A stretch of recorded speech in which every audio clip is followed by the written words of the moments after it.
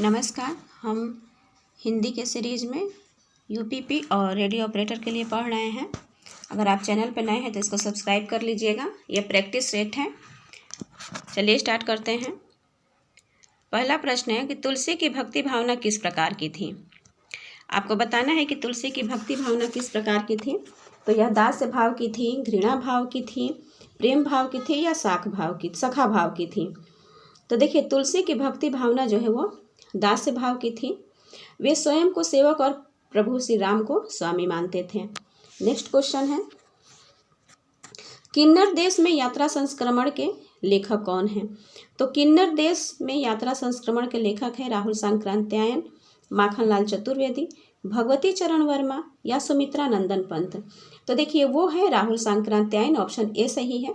राहुल सांक्रात्यायन द्वारा यात्रा संस्मरण किन्नर देश में लिखी गई। इससे पूर्व इन्होंने मेरी लद्दाख यात्रा भी लिखी थी। नेक्स्ट है, प्रगतिशील लेखक संघ का पहला अधिवेशन किस वर्ष में हुआ था। तो प्रगतिशील लेखक संघ का पहला अधिवेशन कब हुआ था।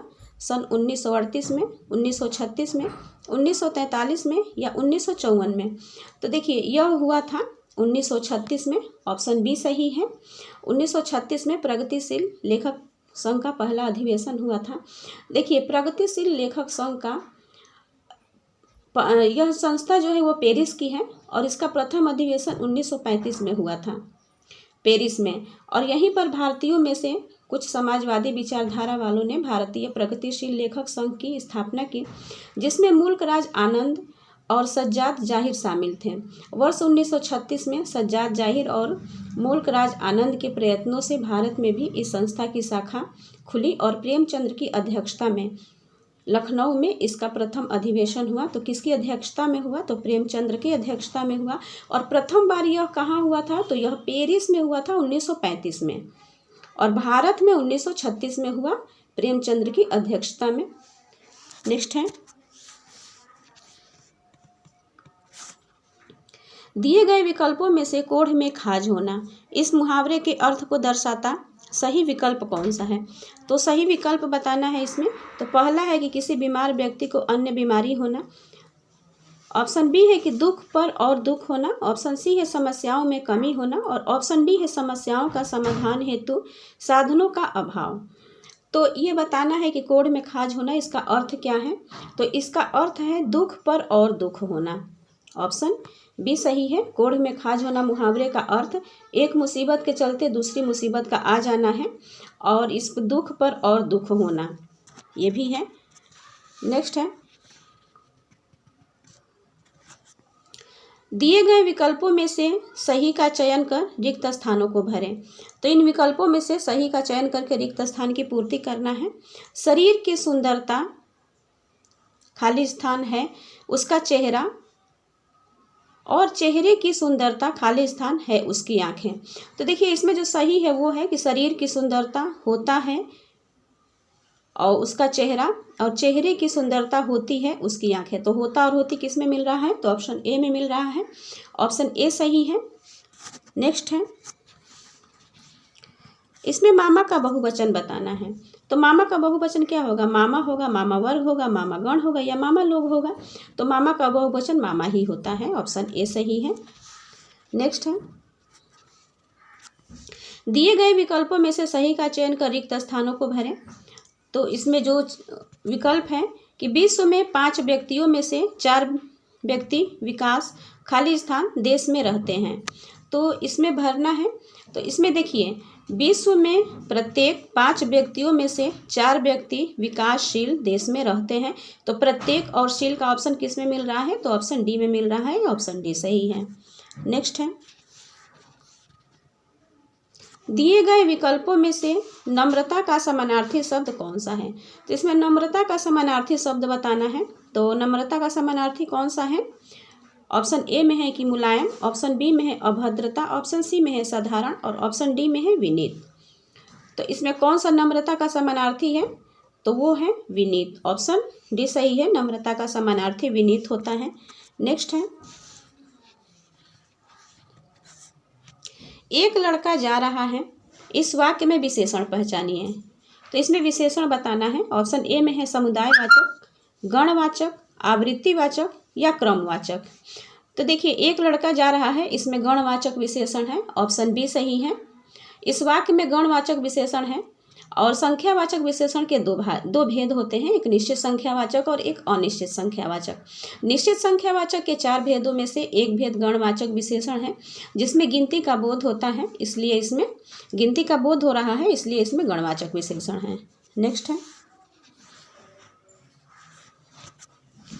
दिए गए विकल्पों में से वधु का बहुवचन कौन सा है। इसमें वधु का बहुवचन बताना है। तो ऑप्शन ए में है वधुएं, ऑप्शन बी में है वधुआ, ऑप्शन सी में है वधुएं और ऑप्शन डी में है वधुएं। तो देखिए वधु का बहुवचन होता है, ऑप्शन सी में है वधुएं। यहाँ पर भी वधुएं है, लेकिन यहाँ बड़ा ऊ का मात्रा लिखा हुआ है, तो छोटा ऊ का मात्रा वाला होगा वधुएं। ऑप्शन सी सही है। नेक्स्ट है,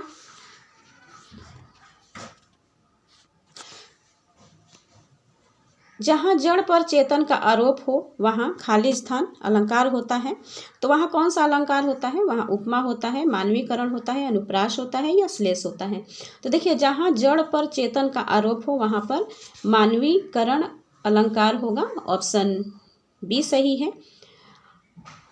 जैसे मेघ आए बड़े बंठन के संवर के, यहाँ बादलों पर दामाद के रूप में बंठन के आने की बात की जा रही है, यहाँ पे मानवीकरण है। और उपमा अलंकार में किसी की उपमा दी जाती है, जैसे पीपर पात सरिस मंडोला, मन की उपमा पीपर के पत्ते से की जा रही है।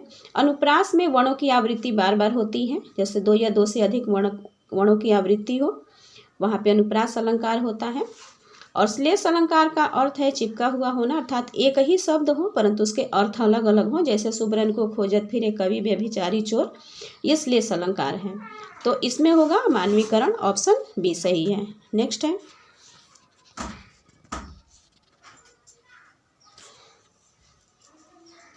निम्न में से कौन सी कृति सन 1963 में साहित्य अकादमी पुरस्कार विजेता अमृत राय की है। तो ये बताना है कि 1963 में साहित्य अकादमी पुरस्कार विजेता अमृत राय की कौन सी कृति है। तो ऑप्शन ए में है कि प्रेमचंद्र कलम का सिपाही, ऑप्शन बी में है राग दरबारी, ऑप्शन सी में है निराला की साहित्य साधना और ऑप्शन डी में है मुक्तिबोध। बताइए तो इसमें कौन सा है। तो इसमें हो जाएगा ऑप्शन ए प्रेमचंद्र कलम का सिपाही, ऑप्शन ए सही है। प्रेमचंद्र कलम का सिपाही हिंदी के विख्यात साहित्यकार अमृत राय द्वारा रचित प्रेमचंद्र की जीवनी है, जिसके लिए उन्हें 1963 में साहित्य अकादमी पुरस्कार से सम्मानित किया गया था। नेक्स्ट है,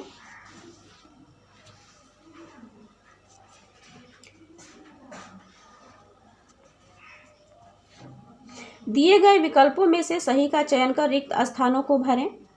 तो इसमें रिक्त स्थान भरना है, जैसे इसमें दिया है कि सड़क को खाली स्थान करने से लेकर इमारतों को लाल पत्थर और नानक शाही ईंटों से खाली स्थान झलक देने की कोशिश की गई है।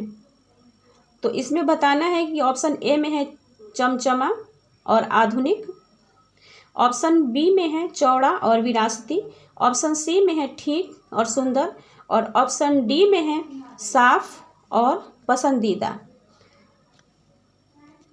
तो बताइए इसमें से क्या भरा जाएगा। तो देखिए सड़क को चौड़ा करने से लेकर इमारतों को लाल पत्थर और नानक शाही ईंटों से विरासती झलक देने की कोशिश की गई है।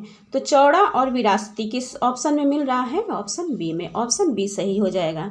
नेक्स्ट है, कहार का लिंग बदलो। कहार का लिंग बताना है, तो क्या हो जाएगा, कहारिन हो जाएगा, कहार हो जाएगा, कहारिन या काहुराइन। तो देखिए इसमें जो सही है वो है कहारिन, ऑप्शन सी सही है। कहार का लिंग होगा कहारिन, ऑप्शन सी। नेक्स्ट है,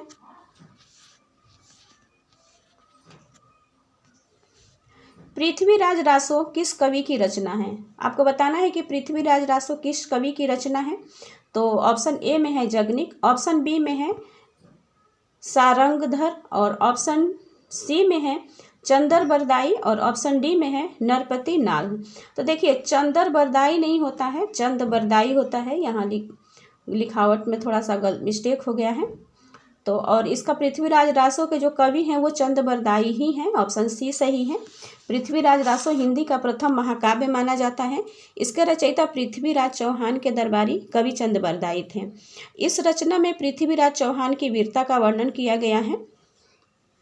नेक्स्ट है,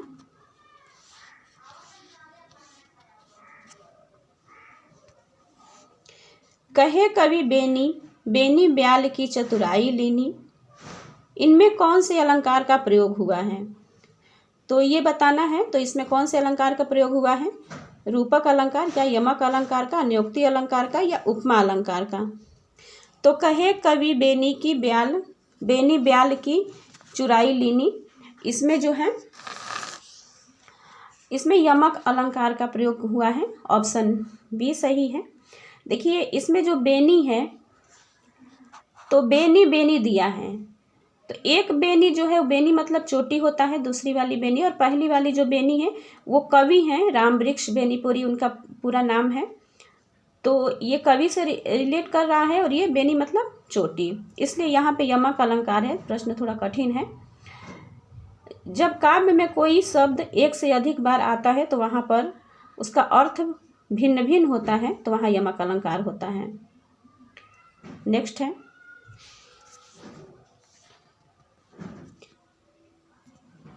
दिए गए विकल्पों में से कृतघ्न का अर्थ दर्शाता सही विकल्प कौन सा है? आपको कृतघ्न का अर्थ बताना है कि किस में है। तो ऑप्शन ए में है कि किसी का धन, ऑप्शन बी में है एहसान फरामोश, ऑप्शन सी में है एहसानमंद और ऑप्शन डी में है कृतज्ञ। तो कृतघ्न का अर्थ होता है, इसमें एहसान फरामोश हो जाएगा, ऑप्शन बी सही है। एहसान फरामोश का अर्थ होता है किसी का किया हुआ एहसान या उपकार भूल जाने अथवा न मानने वाला, अर्थात कृतघ्न। नेक्स्ट है, इसमें एक गद्यांश दिया है, हर एग्जाम में एक गद्यांश देता है और उसको पढ़ने के बाद उसमें से क्वेश्चन रहता है, उसका अर्थ इसी में से बताना होता है छांट के।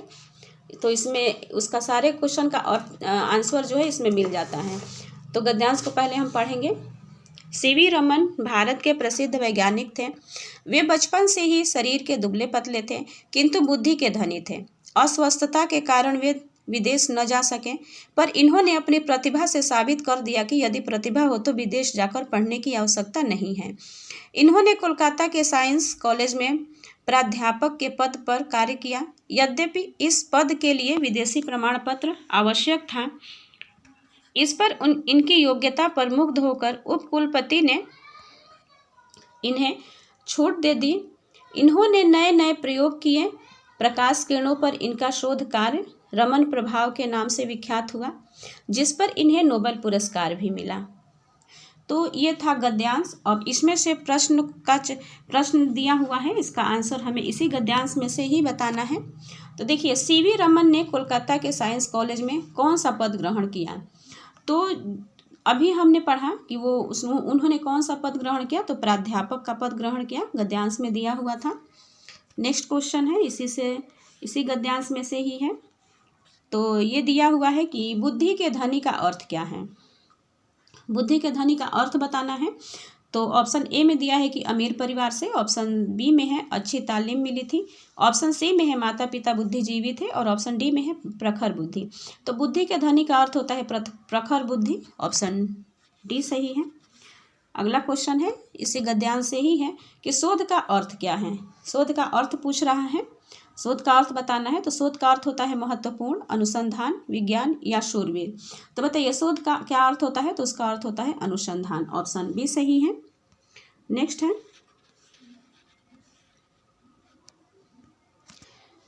निम्न में से कौन सा भूतकाल के भेद में नहीं आता? इसमें आपको बताना है कि कौन सा भूतकाल के भेद में नहीं आता है। तो ऑप्शन ए में है संभाव्य, ऑप्शन बी में है अपूर्ण, ऑप्शन सी में है पूर्ण, और ऑप्शन डी में है सामान्य।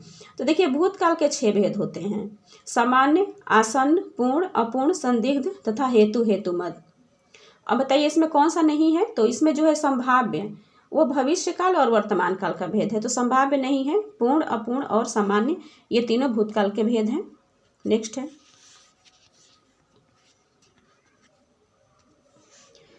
चिर चिर जीवो जोरी जुरे क्यों न स्नेह गंभीर, इनमें कौन सा अलंकार का प्रयोग हुआ है?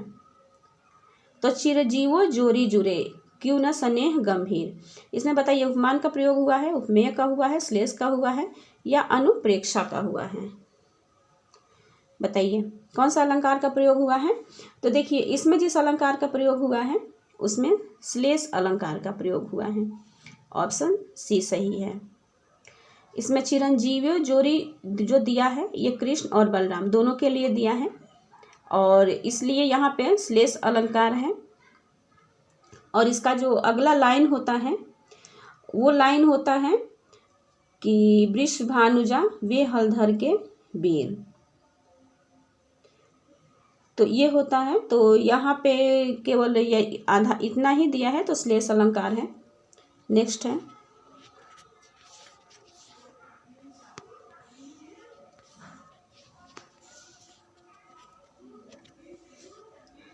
कामायनी किस युग की रचना है?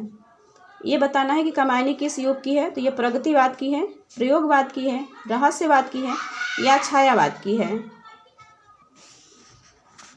तो आपको यह बताना है कि कामायनी जो है वो किस युग की है।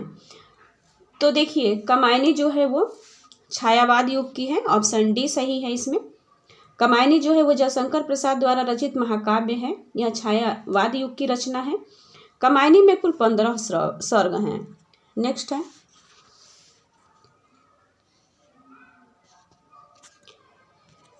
क्वेश्चन है कि निम्न वाक्यों में एक वाक्य व्याकरण की दृष्टि से अशुद्ध है। तो इसमें अशुद्ध वाक्य को पहचानना है। पहले में है कि शादी के कार्यक्रम 10 दिनों तक चलता रहा। ऑप्शन बी में है कि भारतीय परंपरा के अनुसार मनुष्य को परम सत्ता का साक्षात ज्ञान हो सकता है। और ऑप्शन सी में है कि महाभारत हिंदुओं का एक प्रमुख काव्य ग्रंथ है। और ऑप्शन डी में है कि जब जातिवाद पनपता है तो वह किसी दूसरी जाति के खिलाफ ही पनपता है। तो इसमें जो अशुद्ध है वो हमें बताना है। 3 शुद्ध हैं, सही है और एक ही गलत है। तो इसमें देखिए शादी के कार्यक्रम 10 दिनों तक चलता रहा, ये जो है वो अशुद्ध है। शुद्ध वाक्य होगा कि शादी के कार्यक्रम 10 दिनों तक चलते रहें। अगर इधर बहुवचन है तो यहाँ पर भी बहुवचन ही होगा। नेक्स्ट है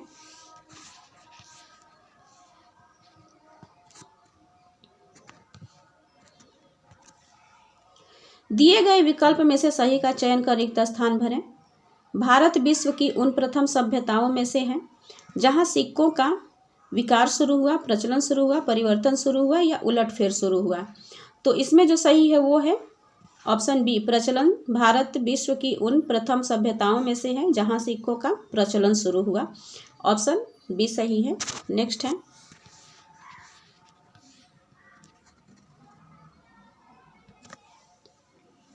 दिए गए विकल्पों में से सही का चयन कर रिक्त स्थान भरें। तो ऑप्शन इंडोनेशिया में एक बार फिर ज्वालामुखी ने क्या कहर बरपाया, तहलका बरपाया, क्रोध बरपाया या रूप बरपाया है? तो देखिए इंडोनेशिया में एक बार फिर ज्वालामुखी ने कहर बरपाया है। ऑप्शन ए सही है इसमें। नेक्स्ट क्वेश्चन है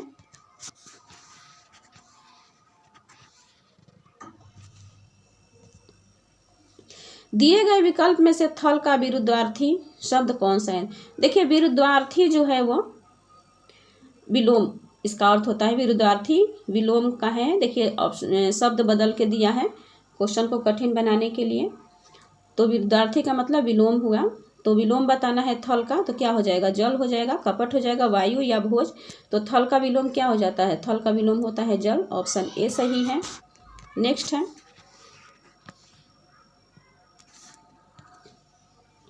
निम्न वाक्य में कौन से हिस्से में त्रुटि रह गई है? तो किस वाक्य में त्रुटि है वो बताना है। करवा चौथ के व्रत की पूर्ण वर्णन वामन पुराण में किया गया है। तो इसमें देखिए किस में त्रुटि है? व्रत की पूर्ण, करवा चौथ के वर्णन वामन पुराण या में किया गया है। इसमें आपको त्रुटि बताना है। तो देखिए यहाँ पे जो दिया है व्रत की पूर्ण, इसी में त्रुटि रह गई है। और इसका जो सही होगा वो होगा व्रत का पूर्ण। तो व्रत का पूर्ण रहता तो यहाँ पे सही रहता। व्रत की पूर्ण है इसलिए गलत है। तो इसलिए इस प्रश्न का उत्तर यही हो जाएगा। नेक्स्ट है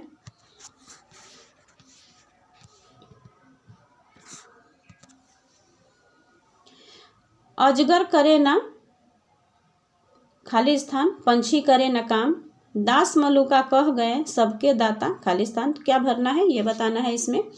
तो देखिए अजगर करे ना चाकरी, पंछी करे न काम, दास मलुका कह गए सबके दाता राम। तो चाकरी और राम का ऑप्शन किस में है? तो चाकरी और राम का जो ऑप्शन है वो ऑप्शन ए से मिल रहा है, तो ऑप्शन ए सही हो जाएगा। नेक्स्ट क्वेश्चन है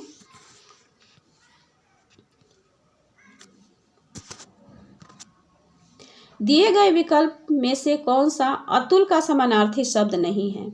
तो इसमें अतुल का समानार्थी शब्द बताना है कि कौन सा अतुल का समानार्थी शब्द नहीं है। तो अनोखा है, अनल है, अनुपम है, अपूर्व है। तो देखिए इसमें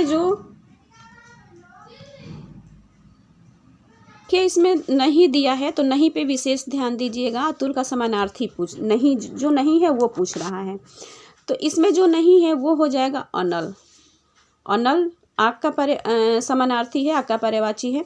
बाकी अनोखा, अनुपम और अपूर्व ये अतुल का समानार्थी शब्द है। तो जो नहीं है वो ऑप्शन बी सही हो जाएगा। ऑप्शन बी सही है इस प्रश्न के उत्तर में। नेक्स्ट है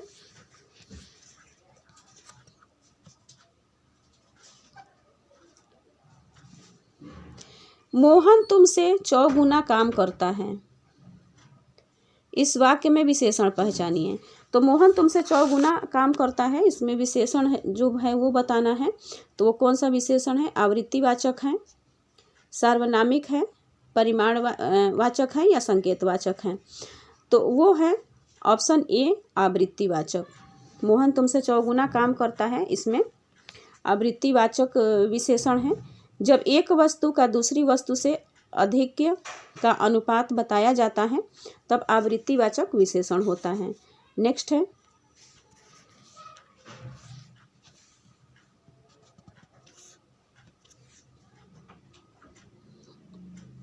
धूरी का मानक शब्द रूप लिखिए। तो धूरी का मानक शब्द रूप बताना है इसमें। तो देखिए इसका ध्यान होता है, धूल होता है, धर्म होता है या पृथ्वी केंद्र होता है। तो धूरी का मतलब होता है धूल। ऑप्शन बी सही है इसमें। बाकी पृथ्वी का केंद्र जो वो धूरी होता है, धूरी नहीं होता है, वो पृथ्वी केंद्र वो धूरी होता है। तो और यहाँ पे लिखा है धूरी, तो धूरी का मतलब होता है धूल। ऑप्शन बी सही है। नेक्स्ट है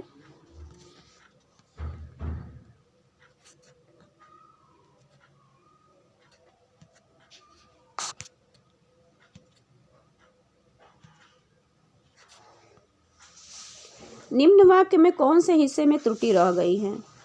तो इसमें किस हिस्से में त्रुटि रह गई है वो बताना है। कुछ लोगों को लगता है कि बदला लेने से कलेजे को ठंडक पहुंचती है। ऑप्शन ए में है कि बदला लेने से कलेजे, ऑप्शन बी में है को ठंडक पहुंचती है, ऑप्शन सी में है कुछ लोगों को, ऑप्शन डी में है लगता है कि। तो इसमें जिसमें त्रुटि हो वो वही बताना है। तो इसमें देखिए लगता है कि, इसमें त्रुटि है, लगता है कि यहाँ पे बड़ी ई लिखा है जबकि यहाँ पे छोटी ई होगा, लगता है कि। तो ऑप्शन, इसलिए ऑप्शन डी सही है। नेक्स्ट है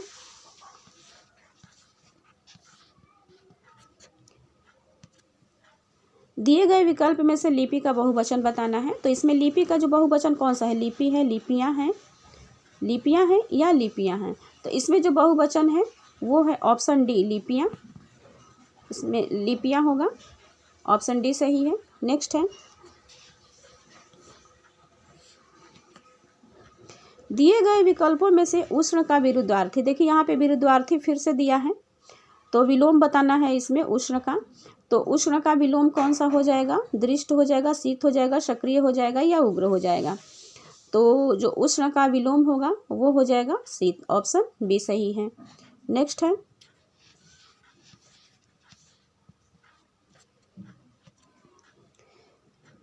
कनक कनकते 100 गुनी मादकता अधिकाय, ये खाए बौरात जग वे पाए बौराए। इसमें कौन से अलंकार का प्रयोग किया गया है वो बताना है। तो इसमें यमक अलंकार है, अनुप्रास है, उपमा है या श्लेष है?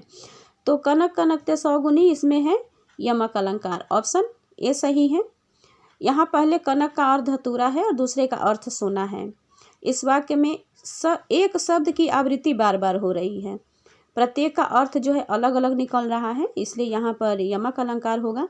अनुप्रास में वर्णों की आवृत्ति होती है, अर्थात एक ही वर्ण दो या दो से अधिक बार जब आ जाते हैं तो वहाँ अनुप्रास अलंकार होता है। उपमा में किसी की उपमा दी जाती है, जैसे पीपर पात सरिस मंडोला। या और श्लेष में शब्द तो एक ही रहता है परंतु उसका अर्थ अलग अलग निकलता है, जैसे सुब्रन को खोजत फिरे कवि व्यभिचारी और चोर, तो इसमें श्लेष अलंकार होता है, यहाँ पे यमक अलंकार होगा। ऑप्शन ए सही है। नेक्स्ट है, निम्न वाक्यों में एक वाक्य व्याकरण की दृष्टि से अशुद्ध है, तो व्याकरण की जो दृष्टि से अशुद्ध है वो बताना है, अशुद्ध वाक्य इसमें से हमें छांटना है, तो वो हो जाएगा ऑप्शन ए में दिया है कि स्वयं वे तक भी अपनी बीमारी को लेकर दुखी थे। ऑप्शन बी में है कि हम जानते हैं कि सूर्य ऊर्जा का एक अथाह भंडार है, और ऑप्शन सी में है कि युद्ध के समय गीता को लिखना कृष्ण के ही बस की बात थी। ऑप्शन डी में है कि शुष्क इलाकों में पानी की आपूर्ति के लिए बारिश बर्फबारी बढ़ाई जा सकती है। तो इसमें आपको बताना है कौन सा वाक्य बताना है, तो जो अशुद्ध है वो बताना है। तो जो अशुद्ध है इसमें देखिए, स्वयं वे तक भी अपनी बीमारी को लेकर दुखी थे, ये जो वाक्य है ये अशुद्ध है, और इसका शुद्ध वाक्य होगा स्वयं वे भी अपनी बीमारी को लेकर दुखी थे, वो इसमें तक नहीं होगा, स्वयं वे भी होगा। नेक्स्ट है,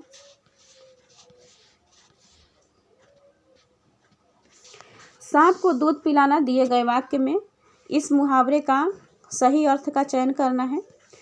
तो सांप को दूध पिलाना, इसका अर्थ बताना है, तो बुरे व्यक्ति के साथ नेकी करना, सांप के विष को कम करना, जहरीले जीवों को दूध पिलाना या अच्छा कार्य करना। तो इसमें जो सही है वो हो जाएगा बुरे व्यक्ति के साथ नेकी करना, ये सांप को दूध पिलाना मुहावरे का अर्थ हो जाएगा। नेक्स्ट है,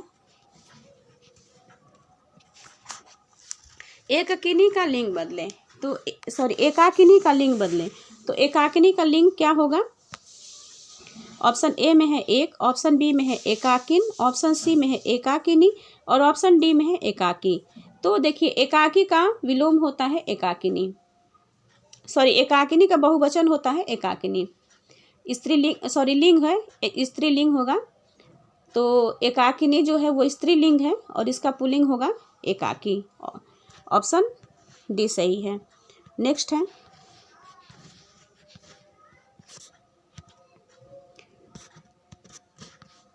दिए गए विकल्प में से फितरत का समानार्थी शब्द कौन सा है? तो इसमें फितरत का समानार्थी बताना है, तो फितरत का समानार्थी स्वभाव है, खूबसूरत है, आराम है या समय है, तो वो है स्वभाव।